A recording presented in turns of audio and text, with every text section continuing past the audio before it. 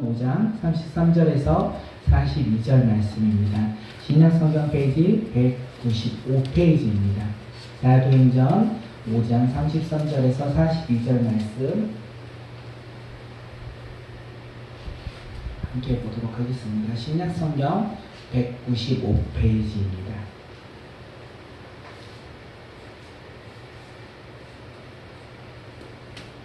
함께 다 찾으신 것으로 알고 우리 함께 한 목소리로 말씀 읽도록 하겠습니다. 시작. 그들이 듣고 크게 노하여 사도들을 없애고자 할새 바리새인 가말리엘은 율법 교사로 모든 백성에게 존경을 받는 자라.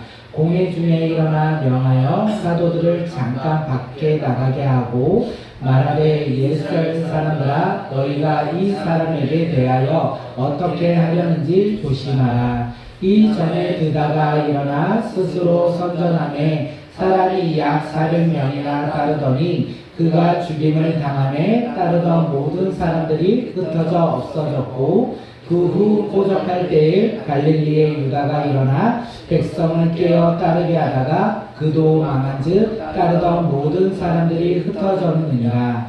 이제 내가 너희에게 말하노니 이 사람들을 살만하지 말고 버려두라. 이 사상과 이 소행이 사람으로부터 났으면 무너질 것이요 만일 하나님으로 났으면 너희가 그들을 무너뜨릴 수 없겠고 도리어 하나님을 대적하는 자가 될까 하노라 하니 그들이 옳게 여겨 사도들을 불러들여 채찍질하며 예수의 이름으로 말하는 것을 금하고 놓으니 사도들은 그 이름을 위하여 능력받는 일에 합당한 자로 여기심을 기뻐하면서 공회 앞에 떠나니라. 그들이 날마다 성전에 있든지 집에 있든지 예수는 그리스도라고 가르치기와 전도하기를 그치지 아니하니라. 아멘. 오늘 또 꿈꾸는 예배 오신 모든 분들 주님의 이름으로 환영하고 사랑합니다. 우리가 더욱더 사랑하기 위해서 기도하는 믿음의 공동체가 되었으면 좋겠고 혹시 기도 제목이 있는 분들은 저희 헌금함에 기도 제목 작성해 주시면 저희가 함께 기도하도록 하겠습니다. 오늘 꿈꾸는 예배에 세 가지의 은혜가 가득하길 바라겠습니다. 네. 1년 반 동안 이 고백은 변함이 없네요. 네, 첫째 하나님의 영광이 이곳 우리 예배 가운데 가득 임하길 바라겠습니다. 두 번째는 유일한 구원자 예수 그리스도의 이름만을 고백하는 예배가 되었으면 좋겠습니다. 마지막으로 주님이 약속하신 성령님이 오늘 우리 각자에게 불같이 임하여 우리 말씀 듣는 우리 모든 성도님들이 성령 충만함을 받는 귀한 예배가 되었으면 좋겠습니다. 오늘 그 세 가지의 은혜가 우리의 이 예배뿐만 아니라 우리의 삶에서도 우리의 가정에서도 우리의 직장에서도 우리가 만나는 공동체에서도 이 세 가지의 은혜가 날마다 충만히 가득하길 바라겠습니다. 오늘 하나님이 우리에게 주신 말씀의 제목이 무엇이냐면 복음을 전하는 교회입니다. 함께 제목을 읽도록 하겠습니다. 시작. 복음을 전하는 교회. 복음을 전하는 교회가 과연 어떤 교회일까요? 오늘 말씀을 통하여 복음을 전하는 교회를 깨닫고 우리 꿈꾸는 교회가 복음을 전하는 교회가 되었으면 좋겠습니다. 제가 지난주에 유튜브에서 이런 멘트를 봤어요. 하나님 저희 가정 이러다 다 죽게 생겼어요. 주님 살려주세요. 라는 동영상의 이 자막을 봤어요. 그리고 그 자막이 너무나 눈에 띄어서 제가 동영상을 시청했습니다. 제가 본 동영상 제가 밴드에도 올렸어요. 교회 오빠. 혹시 들어보셨나요? 네, 교회 오빠라는 동영상이었는데 1시간짜리 동영상이었습니다. 그 동영상을 제가 공유해 드렸는데 왜 공유해 드렸냐면 이 동영상이요. 2017년도에 KBS 스페셜 암 그리고 암이라는 이 두 가지 중복된 의미로 교회 오빠라고 동영상 방영이 됐던 영상이었더라고요. 내용이 어떤 거였냐면 남편이 지금 돌아가셨는데 고 이간희 집사가 자신의 이제 아이를 낳고 2주 후에 아이를 낳고 출산 2주 후에 대장암 4기 진단을 받았어요. 그리고 이 소식을 들은 그의 어머니가 너무나 낙심하고 상심한 나머지 극단적인 선택을 하셨습니다. 그리고 자기가 대장암에서 항암 치료가 마치고 일주일 후에 어떤 소식을 들었냐면 그의 아내 오은주 집사가 혈액암 4기라는 진단을 받았다는 거예요.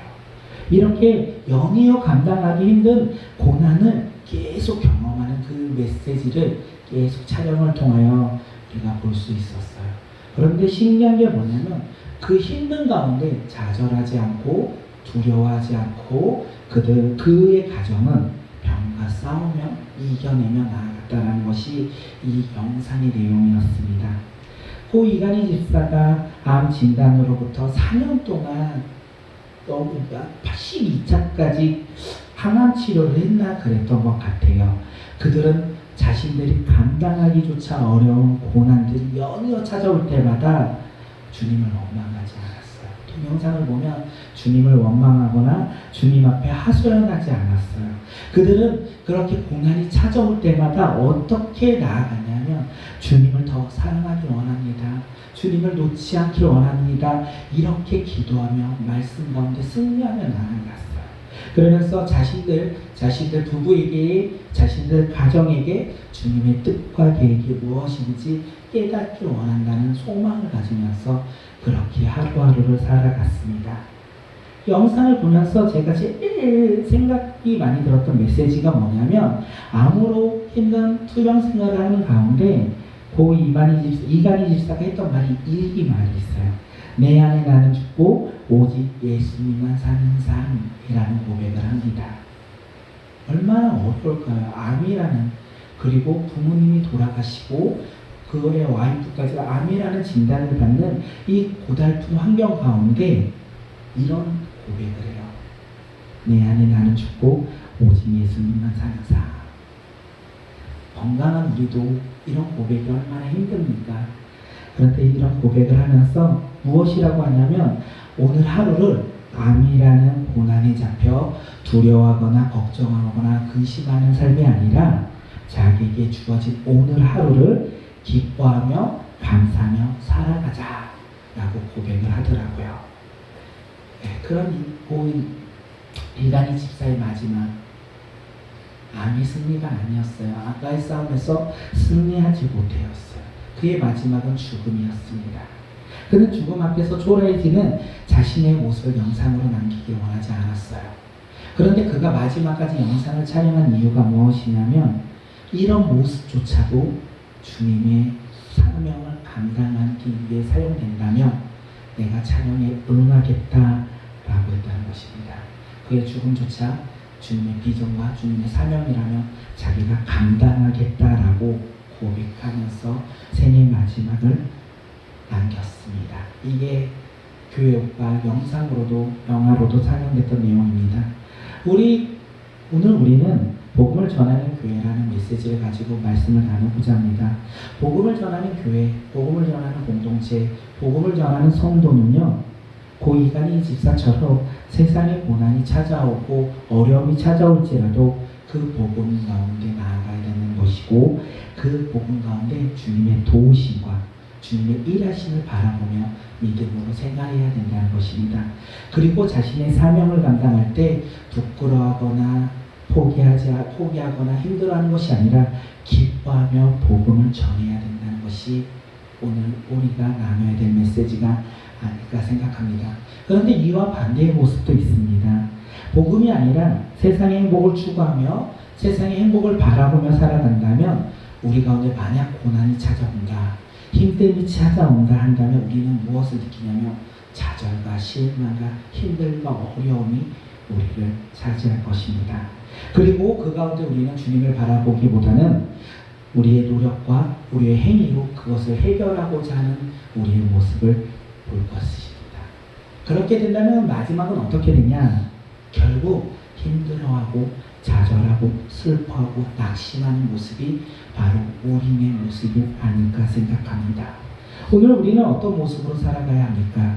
오늘 우리 꿈꾸는 교회는 어떤 모습으로 살아가야 할 것입니까? 오늘 말씀을 통하여 복음을 전할 때 우리가 주님의 뜻을 분별하며 전하는 믿음의 공동체가 되었으면 좋겠고, 믿음이 성장하며 나아가는 믿음의 공동체, 믿음의 성도들이 되었으면 좋겠습니다. 복음을 전하는 교회 세 가지로 나눠볼 수 있습니다. 그 첫 번째가 무엇이냐면 세상에 고난이 있는 교회가 바로 복음을 전하는 교회입니다. 왜 세상에 고난이 있는 교회가 복음을 전하는 교회인지 우리 방금 읽었지만 33절 말씀 다시 한번 읽도록 하겠습니다. 시작. 그들이 듣고 크게 노하여 사도들을 없애고자 할때 사내들인 회원들은요 베드로와 사도들의 증언을 듣고요 크게 노했어요. 몹시 분노했다는 것입니다. 그들이 크게 노하고 분노한 이유는 무엇입니까? 베드로와 사도들이 자신들의 명령, 즉 예수님의 이름으로 가르치지도 말고 전하지도 말라는 명령을 무시했어요. 그리고 그 무시로 예수의 이름을 전하다가 지금 또다시 감옥에 잡혀왔어요. 또다시 감옥에 잡혀왔는데 그들이 하는 말이 무엇이냐면 가관인 거예요. 사람보다 하나님께 순종하는 것이 마땅하다. 그래서 우리는 예수님을 계속 증언할 것이다. 이렇게 이야기하고 있습니다. 베드로와 사도들의 이야기를 듣던 이 사내들인 회원들의 분노는요 화가 난 것으로 끝난 것이 아니라 그들을 죽이고자 했어요. 그들을 없애고자 하는 마음까지 먹었던 것입니다. 우리가 잘 알고 있는 창세기 4장 말씀을 한번 보도록 하겠습니다. 창세기 4장을 보면요 아담의 자녀의 이야기가 나옵니다. 아담의 자녀 가인과 아벨이 하나님께 제사를 드립니다. 그런데 그들이 하나님께 제사를 드리는데 하나님께서는요 아벨의 제사는 받으세요. 그런데 가인의 제사는 받지 않으셨어요. 하나님께서 제사를 받지 않은 가인이 어떻게 했냐면 그는 회개하지 않고요. 왜 하나님께서 나에게 제사를 받지 않으셨을까? 라는 생각을 하지 않고요. 몹시 분하였고 안색이 변했다고 합니다.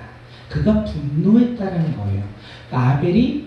가인이 분노해서 어떻게 되냐면 결국 이 분노로 인하여 시기와 질투로 이어졌고 결국 아벨을 쳐 죽이는 상황까지 이르렀다는 것입니다.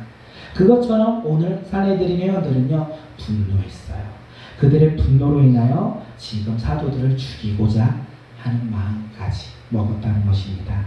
예수님의 증인이 되길 바랬던 이 베드로와 사도들은 이제 사내들인 회원들에게 그들의 분노로 인하여 죽음을 당하기 일보 직전의 상황까지 이르렀던 것입니다.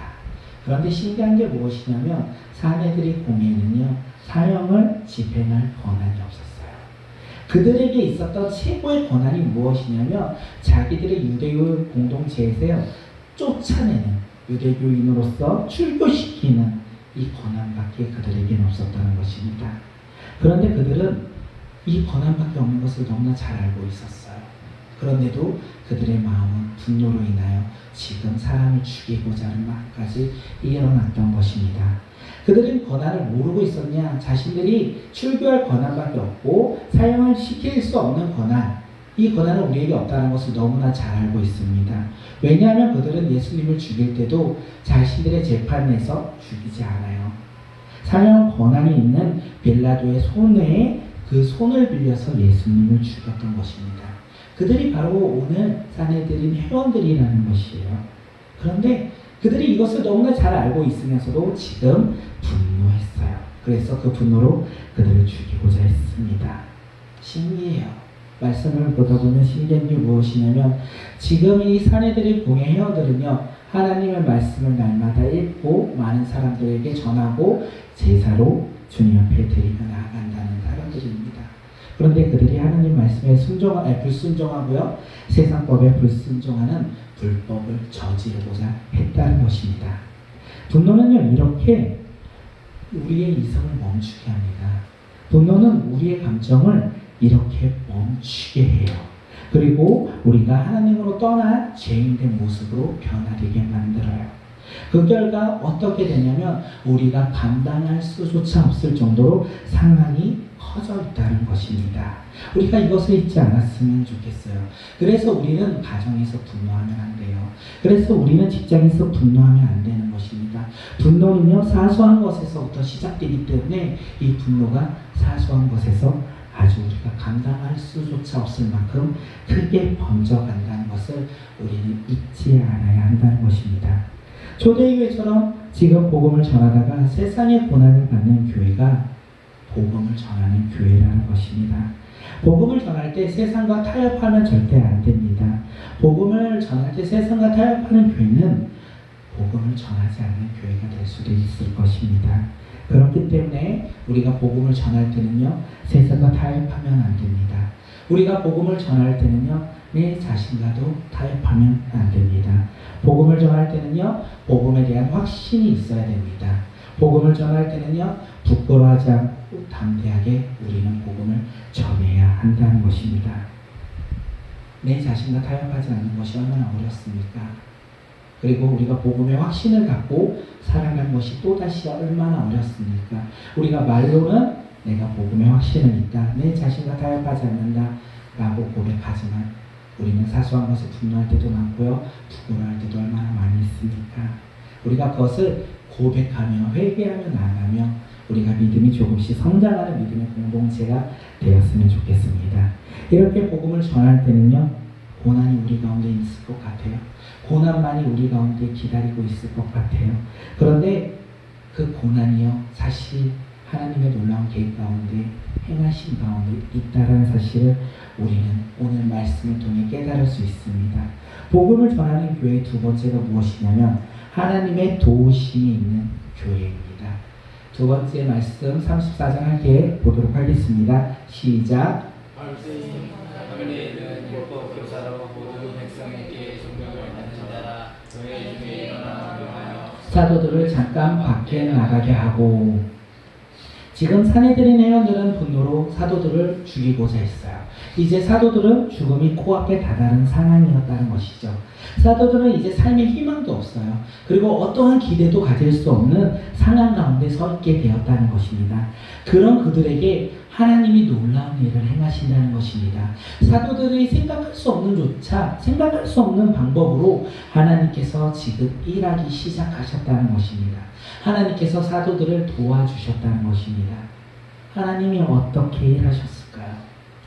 하나님이 이 말씀 가운데 어떻게 사도들에게 행하심이 있었을까요? 우리가 이 말씀을 보면 바리새인 가말리엘, 이 말씀은 이 사람을 주목해야 된다는 것입니다. 하나님의 행하심, 하나님의 일하심이 바로 이 바리새인 가말리엘을 통하여 하나님께서 일을 하셨기 때문입니다.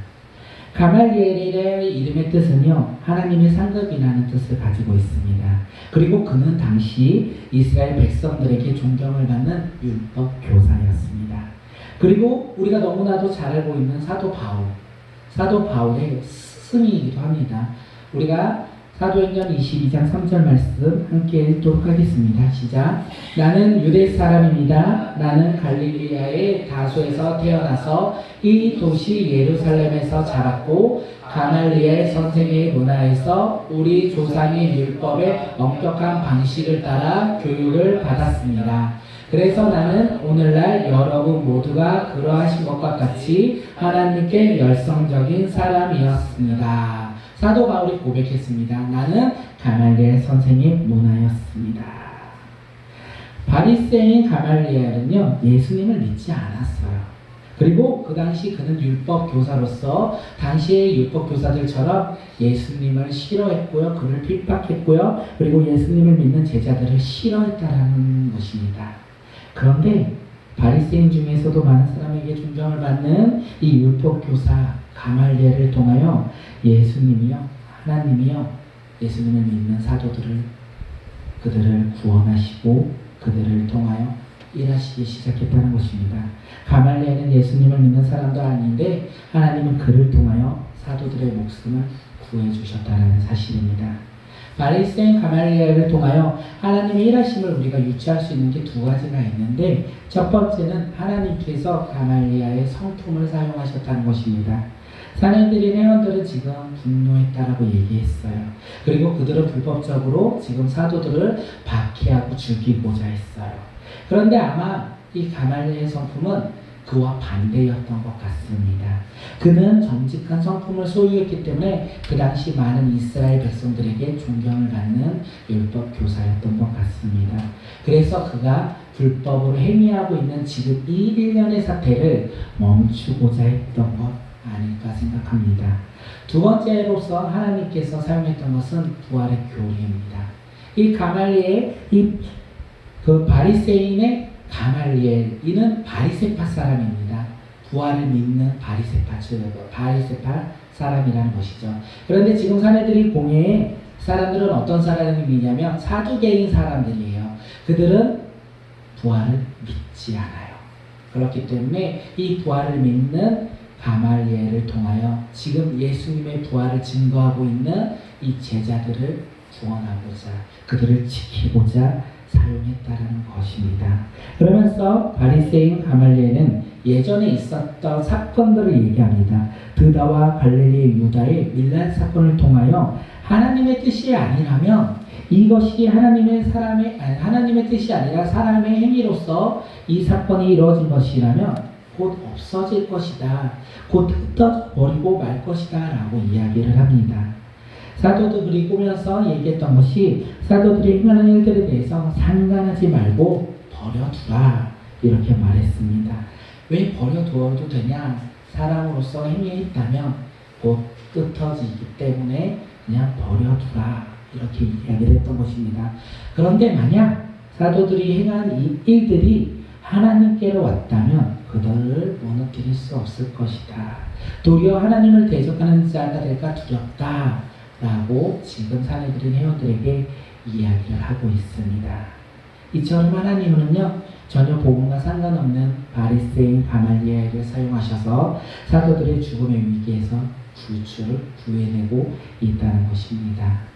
복음을 전하는 초대교회 그들은 세상 가운데 고난 가운데 한가운데 있었습니다. 그런데 그 한가운데 있는 그들에게 하나님은 놀라운 자신의 방법대로 하나님의 계획에 따라 사도들이 고난을 이길 수 있도록 인도해 주셨다는 것입니다. 그런데 우리에게 만약 복음을 전하다가 고난을 오고 두려움이 온다면 우리는 어떻게 행동하시겠습니까? 우리의 생각과 우리의 노력으로 그 상황을, 그 환경을 이기고자 하지는 않습니까? 우리는 기도하면서 이렇게 나아갔으면 좋겠습니다. 기도하며 하나님의 행하심과 하나님의 인도하심을 기대하며 순종하며 나아가는 믿음의 자녀들이 되었으면 좋겠고 우리의 노력과 우리의 행위는 그 다음에 그 추후의 모습에 따라서 나오면 좋지 않을까 생각합니다. 제가 책을 하나 샀습니다. 내가 누구를 두려워하리요. 이면수 목사님 혹시 아시나요? 캐나다의 큰빛교회 북한 선교를 하시다가 북한에서 억류당해가지고 3년 동안 잡혀있던 목사님이 계시는데 그분이 북한에서 잡혀서 감옥에 있을 동안 무엇을 했냐면 참 힘들었대요. 감옥에 있어서 그 감옥 가운데 생활하는 게 너무나 지치고 어려웠다라고 얘기합니다. 그런데 그가 거기에서 좌절하거나 실망하지 아니하고 하나님을 바라보며 끝끝내 하나님을 붙잡으며 생활했을 때 하나님이 하나님의 계획에 따라 그를 구해내셨다는 것을 많은 집회에서 간증하셨고 책을 쓰셨더라고요. 그래서 그 책 사서 한번 읽어보려고 합니다. 우리도 그렇게 믿음으로 나아갔으면 좋겠습니다. 복음을 전하는 교회는요 어떤 교회냐면 하나님의 도우심을 바라보는 교회입니다. 우리 교회 가운데서도 복음을 전할 때 우리가 교회로 나아갈 때 수많은 어려움과 환경이 있다고 할 때 우리의 노력으로 이겨내는 자들이 아니라 우리가 기도하면서 하나님의 행하심을 바라보며 우리가 순종하며 우리가 노력하는 그런 믿음의 교회가 되었으면 너무나 좋겠습니다. 마지막으로 복음을 전하는 교회는요 어떤 교회냐면 기뻐하며 전하는 교회입니다. 우리 함께 말씀 40절 읽도록 하겠습니다. 시작. 그들이 옳게 여겨 사도들을 불러들여 채찍질하며 예수의 이름으로 말하는 것을 누가 놓으니. 사내들인 회원들은요 지금 바리새인 가말리엘의 이야기를 듣고요 그의 말을 옳게 여겼어요. 그런데 이 사람들을 상관하지 말고 버려두라는 말을 따르진 않았어요.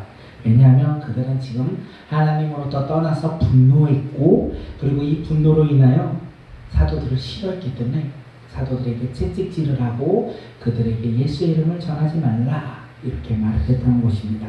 사도들이 지금 맞은 이 채찍은요 한 대 두 대 맞았던 것이 아마 아니었을 겁니다. 신명기 24장 3절에서 보면요 율법에서 최고로 줄 수 있는 채찍이 몇 대였냐면 40에 하나 가만매 라고 되어 있습니다.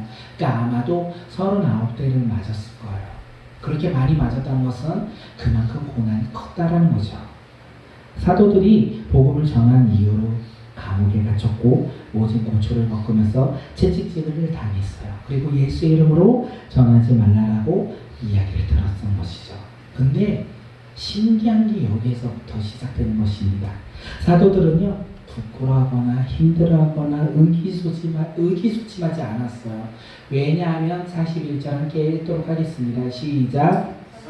그 이름을 위하여 능욕받는 일에 합당한 자로 여기시길 기뻐하면서 공의 앞에 떠나니라. 사도들은요, 모든 이름 위에 뛰어난 이름 예수 그리스도의 이름으로 고난당하고 능욕당했기 때문에 그들은 좌절하거나 실망하거나 슬퍼하지 아니하고 기뻐했다는 것이에요. 이 환난이, 이 고난이 기쁨으로 나왔다는 것입니다. 이런 제자들, 사도들의 모습을 보면 세상 사람들은 무엇이라고 얘기할까요? 아마도 거의 정상적이지 않아. 저 사람들 이해할 수 없어. 저 사람들 미친 사람들 같아. 어떻게 저런 고난을 당했는데 기뻐하며 나올까? 예수의 이름을 전하다가 감옥에 갇히고 고난받을 때에도 기뻐하며 즐거워하는 이 사도들의 모습이 과연 세상 사람들이 봤을 때 이해가 되느냐는 말입니다. 우리가 이렇게 시간을 들여서 교회에 나온 거 많은 사람들이 이해 못해요. 그리고 다른 예배에 기도하며 우리가 금식하며 기도한다. 왜 해? 뭐 다이어트 할 거야? 왜 그렇게 너네들 기도해? 이해할 수가 없다는 것입니다. 그러나 예수님의 말씀에 순종하며 예수님의 이름으로 인하여 고난받고 박해를 받을 때 우리가 기뻐하며 즐거워하며 빌거하는 믿음의 사도들이 될 수밖에 없었던 것이 무엇이냐면 그들은 알고 있었다는 거예요. 무엇을 알고 있었냐면 하늘에서 주어질 상이 기쁘고 크다는 것을 그들은 알고 있었다는 것이죠. 그렇기 때문에 사도들은요, 어떠한 고난이 올지라도 하늘의 상급을 바라보며 살아가는 믿음의 자녀들이었기 때문에 기뻐하며 즐거워할 수 있었다는 것입니다. 함께 우리 마태복음 5장 10절에서 12절 말씀 읽도록 하겠습니다. 시작. 의를 위하여 박해를 받는 사람은 복이 있다. 하늘나라가 그들의 것이다. 너희가 나 때문에 모욕을 당하고 박해를 받고 터무니없는 말로 온갖 비난을 받으며 너희에게 복이 있다. 너희는 기뻐하고 즐거워하여라. 하늘에서 받을 너희의 상이 크기 때문이다. 너희보다 먼저 온 예언자들도 이와 같이 박해를 받았다. 사도들은 어떠한 고난에 불구하고도 그리고 사내들의 공회에 이 수많은 명령, 예수 그리스도의 이름을 전하지 말라는 그 명령에 불구하고도 그들을 기뻐하며 계속해서 날마다 성전에서 말씀을 전했다는 것입니다. 그리고 이 집 저 집을 돌아다니며 쉬지 않고 예수의 이름을 전했고 예수의 이름을 가르쳤고 오직 예수만이 그리스도다라고 고백했다는 것입니다. 사도들은 오직 예수 그리스도만을 고백했다는 것입니다. 초대교회는 복음을 전할 때마다 수많은 환난과 고난이 찾아왔습니다. 그런데 그들은 포기하지 않았어요. 그들은 예수님을 바라보며 믿음으로 한 걸음 한 걸음 전진하며 나아갔다는 것입니다. 그리고 주님의 행하심을 기대하며 그것을 바라보며 살아갔다는 것입니다. 그리고 그것을 포기하지 않고 끝까지 인내하며 자신의 사명을 감당하고자 인내하며 기뻐하며 즐거워하며 믿음으로 나아갔다는 것을 우리는 오늘 말씀을 통해서 깨달을 수 있지 않을까 생각합니다. 제가 서두에서 말씀드리는 고 이만희 집사와 그의 아내 오은주 집사처럼 고난 가운데서도 날마다 함께 하시는 주님을 깨닫고 그의 행하심을 우리가 날마다 고백하며 감사하는 환경이 아닐지라도 이 세상 가운데 수많은 고난이 우리 가운데 올지라도 우리는 주님을 바라보며 주님의 행하심을 기대하며 감사하며 나가는 믿음의 공동체가 되었으면 너무나 좋겠습니다. 그런데 주님의 계획이 우리와 다를 수 있을 것 같습니다. 주님의 계획이 우리와 다를지언정 우리가 포기하지 않고 인내하며 감사하며 즐거워하며 나아가는 믿음의 공동체, 믿음의 교회, 우리 믿음의 성도님들이 모두 다 되었으면 좋겠습니다. 우리 이 시간 함께 기도하며 나아가겠습니다. 우리가 생각나는 말씀이 있을 것 같습니다. 우리가 들으면서 들었던 말씀, 그리고 주님께서 주신 음성, 우리가 그것을 가지고 이 시간 결단하며 나아가는 시간 갖도록 하겠습니다. 우리 함께 기도하겠습니다. 살아계신 하나님, 그렇습니다. 주님, 우리 가운데 예수로 살아가는 믿음의 자녀들이 될 수 있도록 인도하여 주시옵소서. 성령 하나님이 오직 주님을 바라보며 살아가는 믿음의 자녀들이 모두 다 될 수 있도록 인도하여 주시고, 주님을 전하는 복음의 교회가 될 수 있도록 인도하여 주시옵소서.